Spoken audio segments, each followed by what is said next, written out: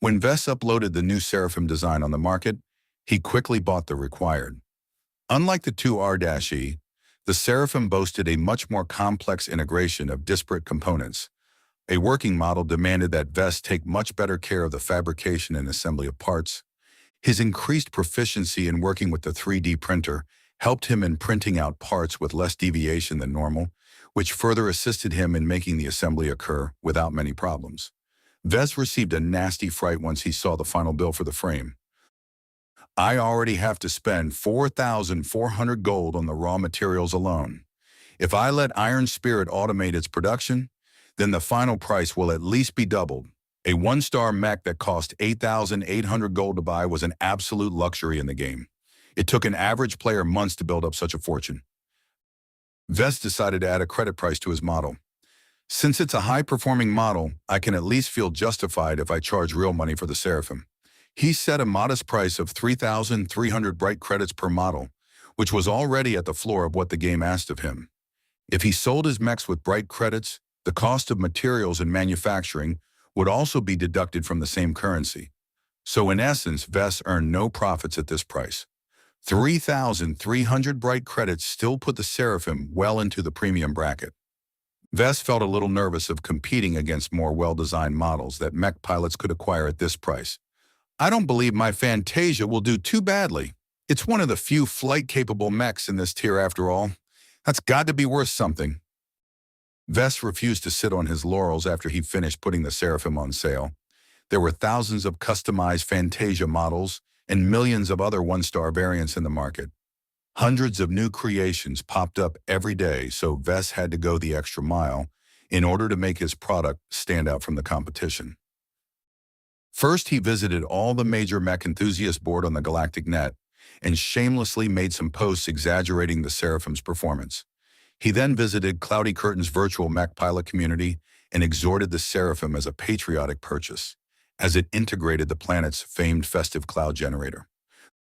Though his online postings might generate a minor amount of attention, there was really too much crap on the net these days. His pathetic attempts at advertisement might as well be a drop in the ocean. After considering the issue for a few minutes, Vess decided to take the plunge and enlisted a short-term advertising service from the game.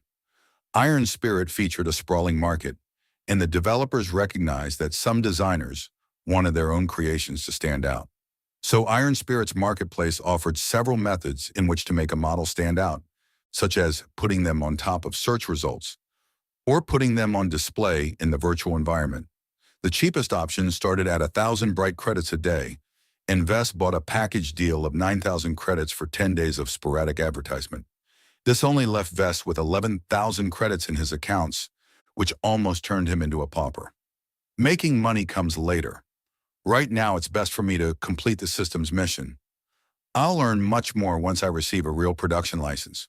Peddling thousands of digital mechs in a game just can't compare to making a single sale in the real universe. After finishing his publication, Vess had plenty of time left, so he got back to the designer to come up with cheaper variants. His experience with modifying the Fantasia model helped him figure the areas that could be improved. Let's start with up-armoring the chassis. As Vess tinkered with his designs, someone else on Cloudy Curtain logged into Iron Spirit and checked out Vess's profile as a habit. "Oh?"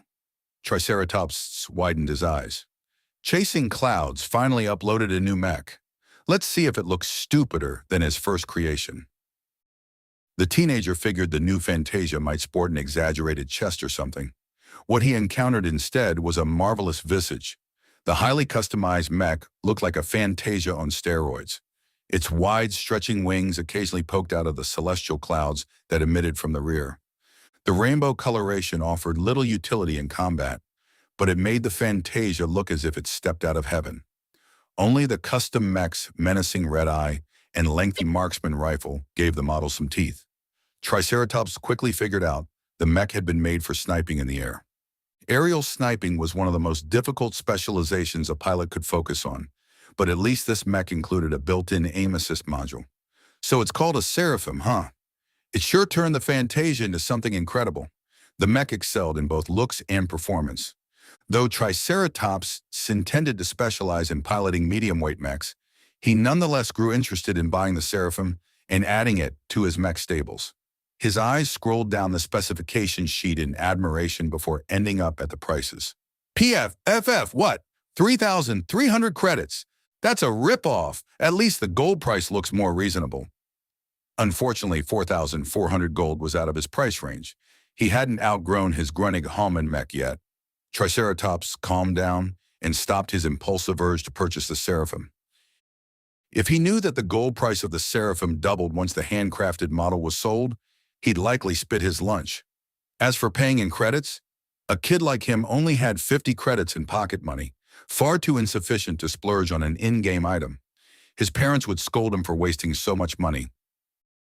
This mech is out of my price range. There's no way I can buy this luxury model, but I think I know someone who can. Let me check my friend list. Triceratops, yo buddy, are you available? The seventh snake. What up? Triceratops. I found a new mech variant on the market. I think you'll be interested. The seventh snake. It must be something weird if you're taking the time to tell me about it. Give me a name. I'll check it out. Triceratops, Fantasia 2, R Seraphim. The seventh snake. Damn, you're right. This is the best Fantasia I've seen up till now. But what is up with the price? I could buy a top-performing flight mech with all that gold and still have some left for some bling. Triceratops. All of those mechs look like birds or underfed men. This is one of the few Fantasias with a decently integrated flight system. You can even do some cool tricks with the cloud generator. Just give it a spin, man. The seventh snake. Why are you trying to push me this mech anyway? Do you know chasing clouds? Triceratops is nah. I lost an arena match against another custom Fantasia by the same designer. I've been keeping my eye on him since then, since he managed to come up with something stupid. The seventh snake. Okay, let me see his profile. The Fantasia 2R-E, right? It's the only other model on his account. Oh! Triceratops. The seventh snake. Ha ha ha ha hugsda. Triceratops. Yeah, I know. The seventh snake. You've got to send me the replay footage of that match. Triceratops. Forget about it. The seventh snake. Please. Triceratops. I'll send it to you if you'll buy the Seraphim. The seventh snake. Sure. Done. Triceratops checked his friend's public profile, and indeed the angelic mech had just been added to his mech stable. He was sure the seventh snake bought the mech with credits. Earning gold in the Bronze League was hard. The snake could afford to waste a couple of thousand credits away with a rich daddy. Having no other choice, Triceratops sent the replay file to his friend. A few minutes went by. The seventh snake. XDX datum. No wonder you're so obsessed. You got pounded by someone's ass. That last moment is literally gold. Triceratops, please don't laugh too much. I'm going to have to live with it for the rest of my life. The seventh snake. You should show this replay in class. Everyone will love it. Triceratops? Oh, not anytime soon. Are you entering a queue already or what? I want to see your Seraphim in action. The seventh snake. All right, all right. As a bona fide second-generation rich kid, the seventh snake lived a comfortable life. He possessed decent looks, a wide circle of friends, and did well in school.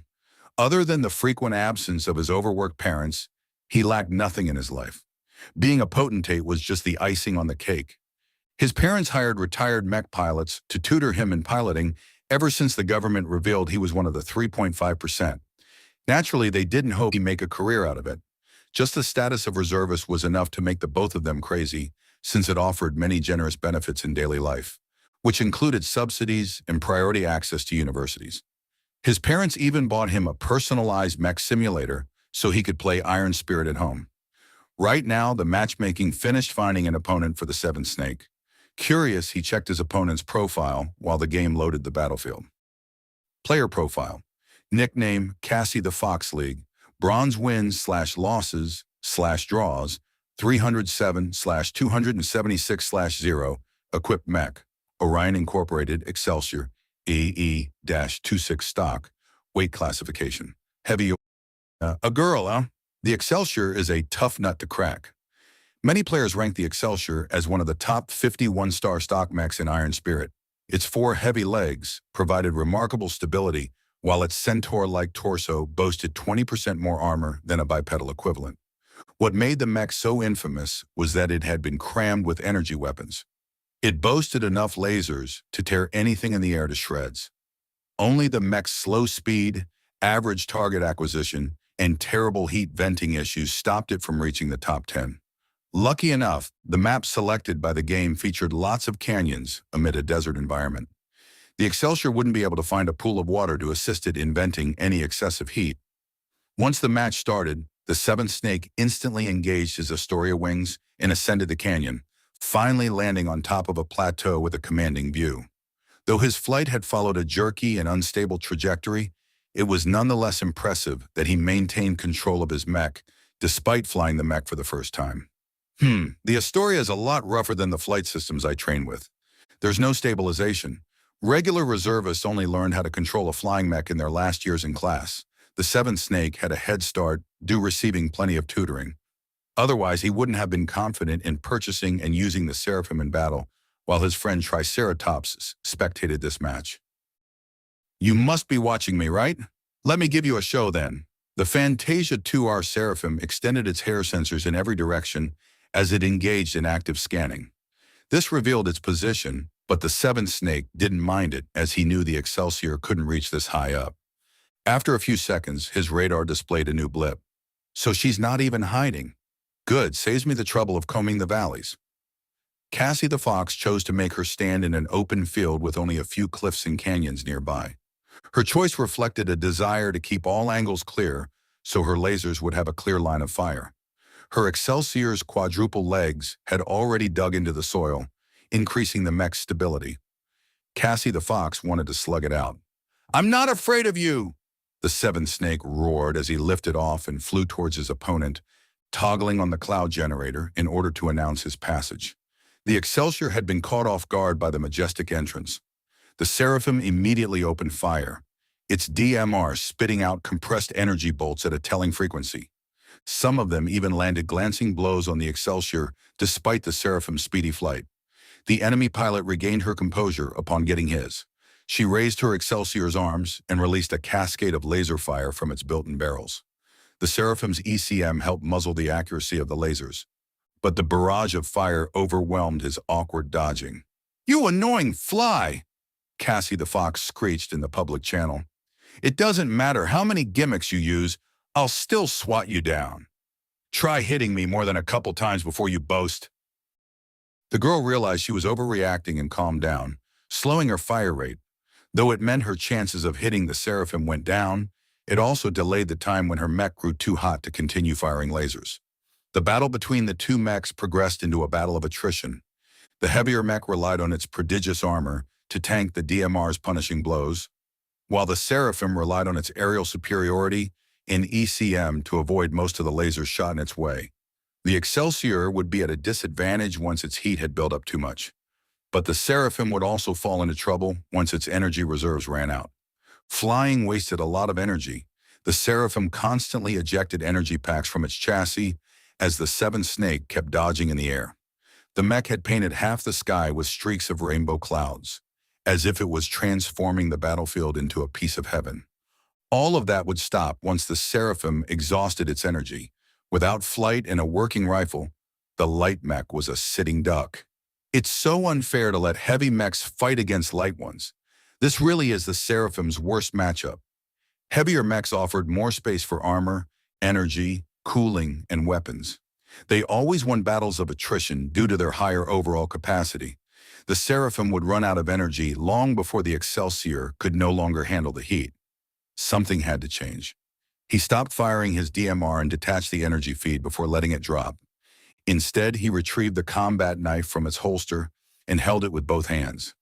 The Seraphim flipped in the air and proceeded to accelerate downward, knife slicing the air as it thrust the weapon forward. "Are you crazy?" Cassie the Fox asked in surprise, though she was whooping in joy as she narrowed her firing angle. Now that the Seraphim dove towards her Excelsior, it became a lot easier to hit. Several beams of superheated light landed upon the slimmer mech's head, ruining both the ECM and aim assist. This made it easier for her to land her shots. However, most of the lasers hitting the torso seemed to burn only redundant armor. Only the hits against the wings of the flight system achieved some real damage. Fortunately, the Seraphim pretty much relied on momentum to dive downwards, so the loss in downward thrust hardly affected the mech by now. Its cloud generator kept pumping out a colorful stream of vapor, making it seem as if the falling seraphim was the embodiment of God's punishment. The distance between the two mechs closed rapidly, and just before the two mechs collided, both pilots moved. The Excelsior wasn't stupid to just stand there and take the hit. Cassie the Fox redirected her emergency power towards the Excelsior's legs, allowing it to jump to the side with a surprising spring. The Seraphim already anticipated such a move. With only 100 meters to go, the feminine mech made another aerial flip, adjusting its fall along the enemy's trajectory while pointing the mech's heels downwards. The two collided in a massive crash with an impact that echoed across the canyon walls. Triceratops, who had been spectating to the side with rapt attention, could not even distinguish whether the Seraphim's suicide bombing had succeeded. Smoke, flame, and colorful smoke engulfed the crash site, making it unclear if anything was still left intact. Damn it, who won? If you find any errors, ads